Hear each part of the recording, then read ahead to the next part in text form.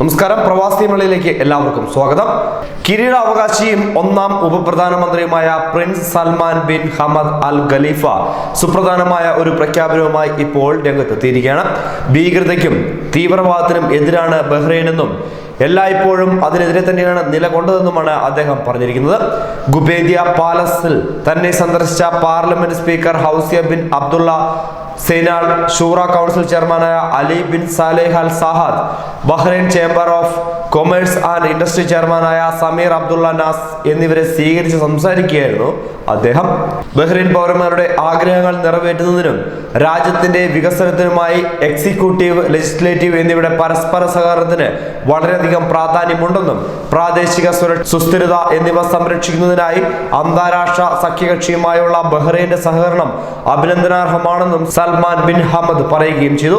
രാജ്യത്തിന്റെ സുരക്ഷ വർദ്ധിപ്പിക്കുന്നതിനും പുരോഗതിയും നേട്ടങ്ങളും സംരക്ഷിക്കുന്നതിനുമുള്ള ശ്രമങ്ങളെ അദ്ദേഹം ഊന്നി പറയുകയും ചെയ്തിരിക്കുകയാണ്. ജനങ്ങളുടെ വികസനത്തിനാണ് ഗവൺമെന്റ് ഏറ്റവും പ്രാധാന്യം നൽകുന്നതെന്നാണ് അദ്ദേഹം പറഞ്ഞത്. അതുമാത്രമല്ല, രാജ്യം കാത്തു സൂക്ഷിക്കുന്ന ബഹുസ്വരതയുടെയും പ്രാതിനിധ്യവും വ്യക്തമാക്കുകയും ചെയ്തു. 2018 കണക്കുകളുമായി താരതമ്യം ചെയ്യുമ്പോൾ 2019 മൂന്നാം പാദത്തിലെ ബഹ്റൈൻ സാമ്പത്തിക ത്രൈമാസിക് റിപ്പോർട്ടിൽ രാജ്യം കൈവരിച്ച പുരോഗതിയെയും അദ്ദേഹം പ്രശംസിച്ചു. ഇറാനെ സംബന്ധിച്ചിടത്തോളം മറ്റൊരു പ്രധാനപ്പെട്ട വാർത്ത എന്ന് പറയുന്നത് ബഹ്റൈനിലെ അമേരിക്കയും ഇറാനും തമ്മിലുള്ള സംഘർഷത്തിനിടെ ഇറാഖിൽ കുടുങ്ങിപ്പോയ നൂറുകണക്കിന് ബഹ്റൈൻ പൗരന്മാരെ നാട്ടിലെത്തിക്കുന്നതിനായി ഗൾഫ് എയർ പ്രത്യേക സർവീസുകൾ നടത്തുമെന്നുള്ളതാണ്.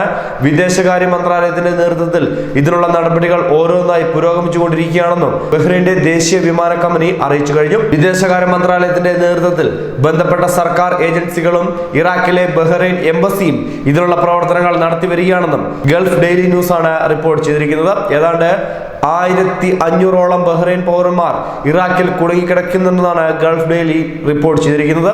ന്യൂസ് ഡെസ്ക് പ്രവാസി മലയാളി.